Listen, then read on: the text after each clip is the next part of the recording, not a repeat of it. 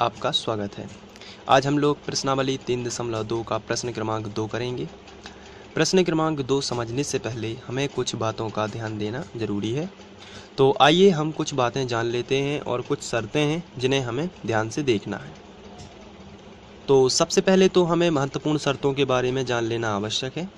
हमारी शर्तें ये हैं जो आपको याद कर लेना है। a1/a2 बराबर नहीं है b1/b2 के। तो रेखाएं एक दूसरे से प्रतिच्छेद करेंगी, एक दूसरे को प्रतिच्छेद करेंगी, यानी कि ग्राफ जैसे ये बना हुआ है, ये ग्राफ है।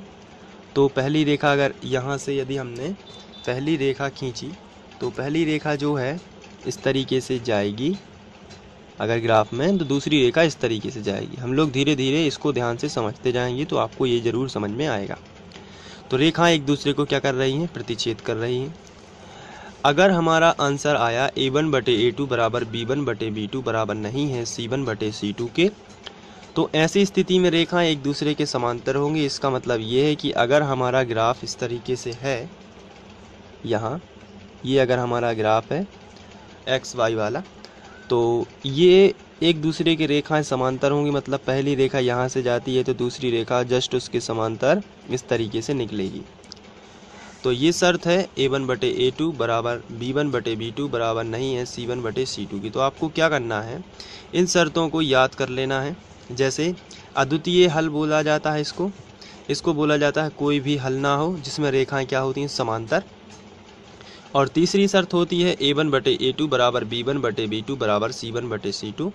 इसमें रेखाएं क्या होती हैं? एक दूसरे के समपाती होती हैं। समपाती का मतलब मैं आपको बताता हूँ।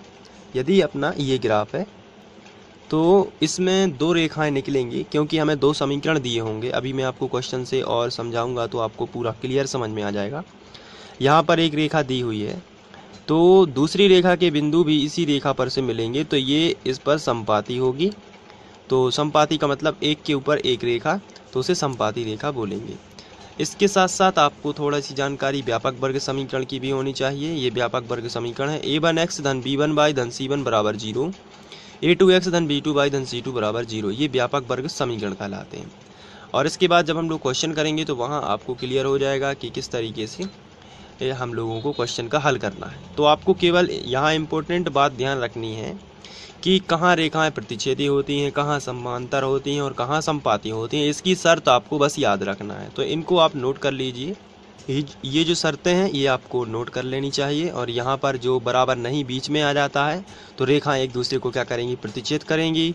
अगर दूसरे नंबर पर बराबर नहीं आता है इसका मतलब रेखाएं एक दूसरे को क्या करेंगी? एक दूसरे के समांतर होंगी इस तरीके से। और अगर कहीं भी बराबर नहीं आता है इसका मतलब रेखाएं कैसी होंगी? समपाती। आप इसको ट्रिक से भी याद कर सकते हैं कि दूसरे नंबर पर यदि बराबर नहीं है तो रेखाएं एक दूसरे को समांतर करेंगी, और यदि बराबर नहीं कहीं भी नहीं है तो रेखाएं एक दूसरे के समपाती होंगी। चलिए अब इसके बाद हम लोग प्रश्न करते हैं। तो पहला क्वेश्चन हमें दिया गया है, प्रश्नावली 3.2 में है, प्रश्न क्रमांक 2 का पहला प्रश्न है। तो सबसे पहले हम लिखेंगे दिए गए समीकरण। तो इस तरीके से हम लिख लेंगे समीकरण 1 व 2। अब यहाँ पर हमें इन दोनों समीकरणों की तुलना व्यापक वर्ग समीकरण से करना है। तो हम तुलना तभी कर सकते हैं जब बराबर में 0 हो। तो आप देख सकते हैं यहाँ पर भी बराबर में 0 है और यहाँ पर भी बराबर में 0 है। और हमारे व्यापक वर्ग समीकरण a1x धन b1y धन c1 बराबर 0, a2x धन b2y धन c2 बराबर 0 में आप यहाँ पर देख सकते हैं कि इसमें बराबर में 0 है। तो हमें भी जो समीकरण दिए जाएंगे उसके पहले हमें बराबर में 0 होना अनिवार्य है, तभी हम जाके तुलना कर सकते हैं। अब हम इन दोनों समीकरण की तुलना अपने व्यापक वर्ग समीकरण से करेंगे। तो हम लिखेंगे, एक भाषा लिखना है हमें, समीकरण 1 व 2 की तुलना 2 की तुलना व्यापक वर्ग समीकरण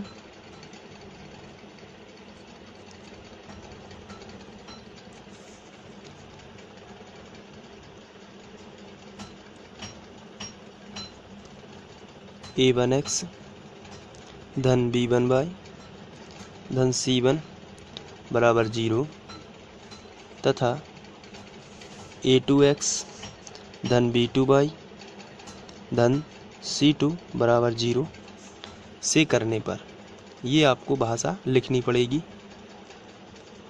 तो यहाँ पर हम जब तुलना करेंगे तो अब आपको ध्यान से देखना है, ये जो पहला समीकरण है इसकी तुलना होगी इस वाले समीकरण से a1x धन b1y धन c1। तो आपको क्या करना है, जो पहला मान है ये a1 का मान हो जाएगा, दूसरा मान है -4 ये हो जाएगा b1 का, क्योंकि यहाँ पर x और x की तुलना की जाती है। तो a1 की जगह पर क्या लिखा हुआ है 5, यहाँ पर y लिखा है, यहाँ पर भी y लिखा है, लेकिन b1 की जगह पर क्या लिखा है -4, यहाँ पर c1 लिखा है, यहाँ पर c1 का पूरा मान है +8।